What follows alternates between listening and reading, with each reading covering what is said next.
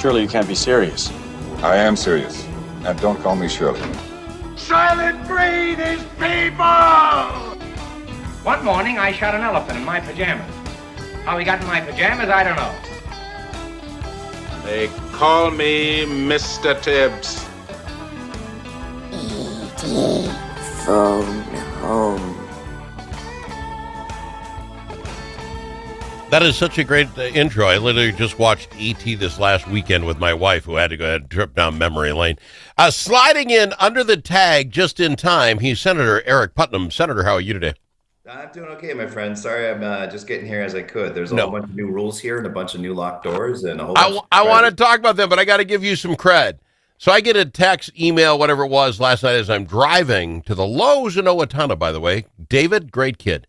We're driving up there, and you start texting. My wife was actually texting for me, and you didn't know if you were going to make it or not. The mob bosses had you doing something, and you went out of your way to make sure you could be here, and I appreciate it. For folks who also know, 3 minutes ago, I get a text. Run a little late. I got to go through security, and yet you still made it on time. Security, how do you feel about that? As I read up on it, you go through it, your bags go through the slider thing, you go through the thing. But if you have a carry permit, you just get your gun back anyway. It seems, I guess it just points out who has them. I don't sure. Are you any safer? It seems a little strange. You know, it's hard to get used to for some reason. It feels strange. It's only been one day, but it feels strange because there's ways you used to be able to walk and now you just can't walk there. And there are so many law enforcement folks at every stop. So it was like 4 or 5 guys at each door. And you're like, I got to admit, I was telling my friend as I was walking over that it feels kind of expensive. You know, I know safety is important.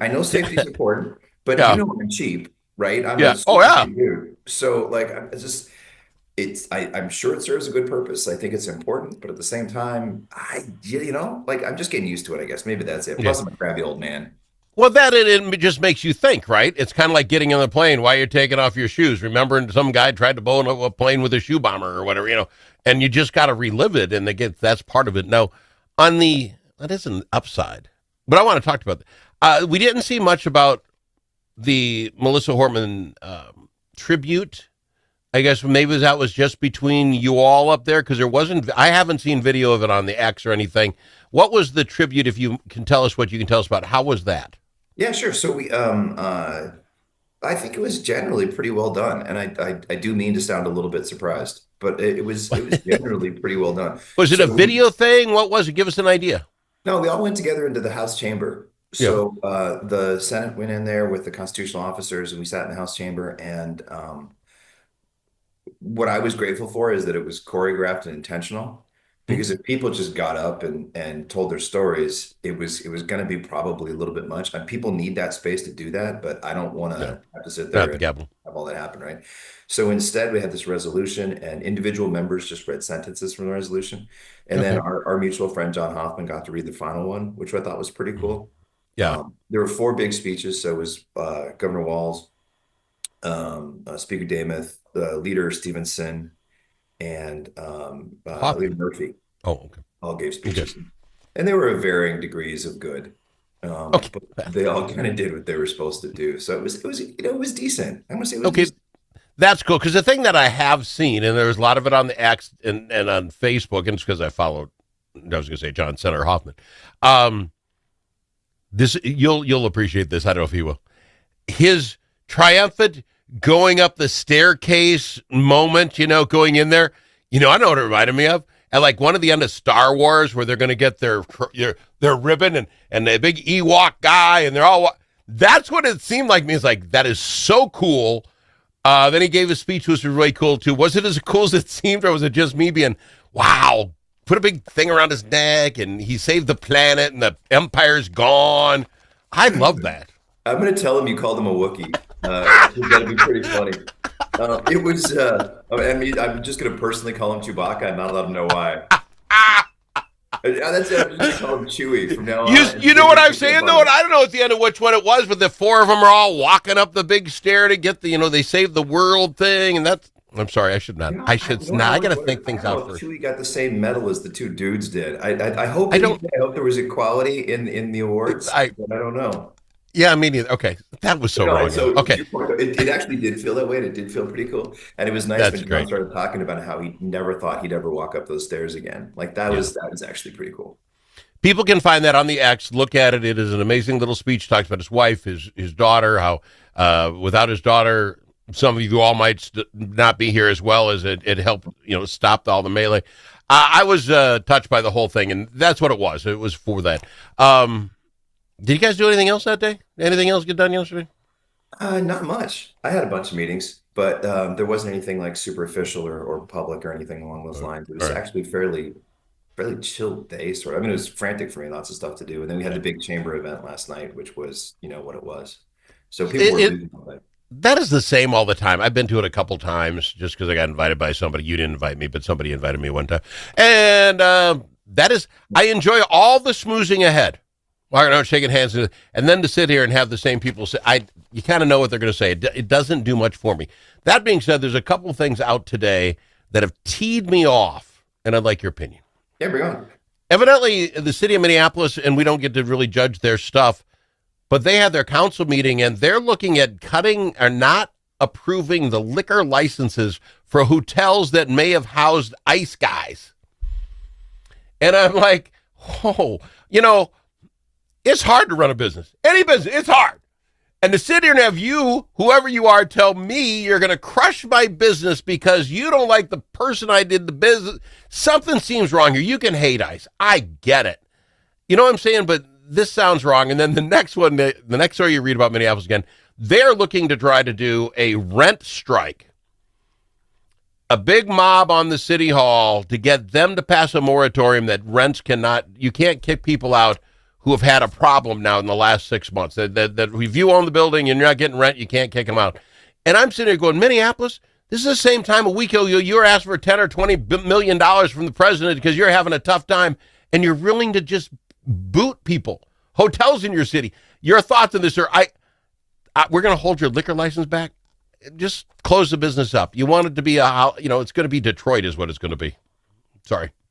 Yeah, so like I hadn't heard of either of those public policies. I haven't read them. They both Came out sound last really night. dumb. It sounds pretty dumb to me, honestly. This idea of like withholding liquor licenses from hotels that you don't know, and there were other people in the hotel at the same time. Like that's just irrational and punitive. But again, I haven't read it. But on its first blush, it sounds like a horrible idea. I won't get the lady's name, but one of the people on the city council said this is going to be a blueprint for all the other cities on how to handle this problem. I'm like, if you want your city to go heck in a handbasket, I mean, I don't know. This is probably saying too much. How many of us, if we had the opportunity to go to the Twin Cities, think, oh, Minneapolis would be great right now? That's not the first thought in your head. And now you're going to tell me it. And these hotels are going down. And I can't get a drink at the hotel when I go there. You know what? I might just go to St. Paul. All things being different. Like be in the hotel and you're taking the reservation. Do they use the ICE credit card? Like, how do you know? What the? It's like, it doesn't make any, like, it just doesn't make any sense to me. It seems so reactionary and simple and just not like, and again, like I haven't read it, so I don't know. Maybe it's a lot more complicated than we're talking about it, but on first blush, it sounds like a pretty bad idea.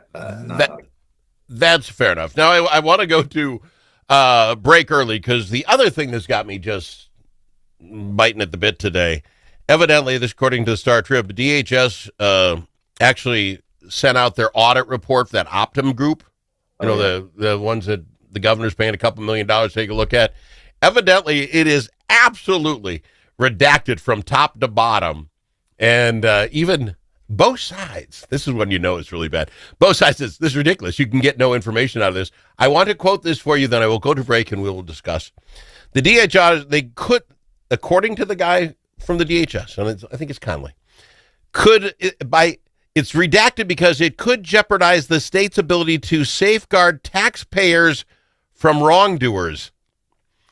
That's what the audit's about. We already know the wrong. Okay, go to break. We'll talk about it after this. LGH Wealth Management, our mission is to create financial empowerment through independent, personalized, and authentic financial planning. That means meeting you where you are and helping you get where you want to go. Whether you're a business owner planning for growth, succession, or a future sale, or a hardworking individual looking to get ahead, reduce stress, and tackle life's financial challenges, we're here to help. From retirement planning and investment management to tax-efficient strategies, estate planning, and risk management, LGH Wealth delivers comprehensive guidance you can trust. Call LGH Wealth Management today at 507-525-7324. That's 507-525-7324. Securities offered through J.W. Cole Financial Incorporated, JWC, member FINRA SIPC. Advisory services offered through J.W. Cole Advisors Incorporated, JWCA. Lubeck Geisler Ham Wealth Management Incorporated and JWC JWCA are unaffiliated entities.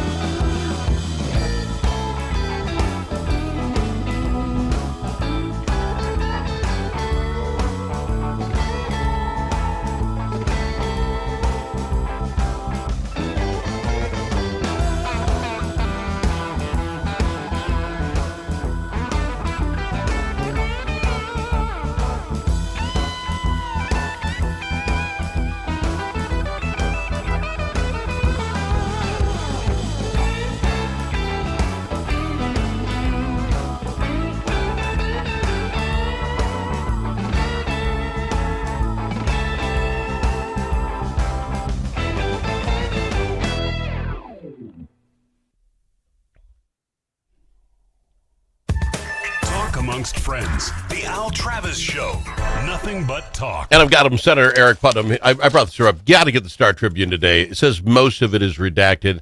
A Department of Human Services spokesperson said the redacted sections include trade secrets from agencies' business partners, like how to run an autism center without kids, and security. That was me. And security information that could jeopardize the state's ability to safeguard taxpayer money from wrongdoing. Go 4 or 5 paragraphs down, and we get to hear from Mr. Conley, the guy who runs his bad boy. And he says, let me get it. The Awesome Treatment Program is one of several that stand out, saying that 90% of the claims for autism intervention seems in the last 4 years veered with unacceptable, breaking from our acceptable standards. So 90% of the autism stuff is wrong, and they're redacting crap. Now, you can redact crap from what I can see. I'm Al. If I see it, I'm going to say it out loud. That's bad. But Senator Putnam, I want you to read every last word. I want you and every one of you people to know what it is. Otherwise, how do you fix it?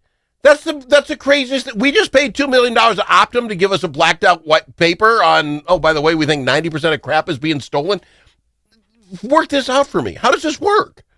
You know, maybe there's Trump and some pedophiles in there too. Maybe that's what all the redactions are about. And maybe, so unredacted. Let's find out. Because I don't know. I don't know anything about it. I don't know what's actually in the granular level of stuff. I will tell you that we've talked about fraud before, and I'm glad that the House is finally, since it's an election year, They're finally going to act on fraud stuff, and the Inspector General bill is actually going to move forward now because now they can pretend to take credit for it. But it's an issue of different individual agencies. So I can tell you, like I've told you this before, the agencies that I work with, MDVA and MDA, both of them are working really hard to catch people, and they actually are catching people.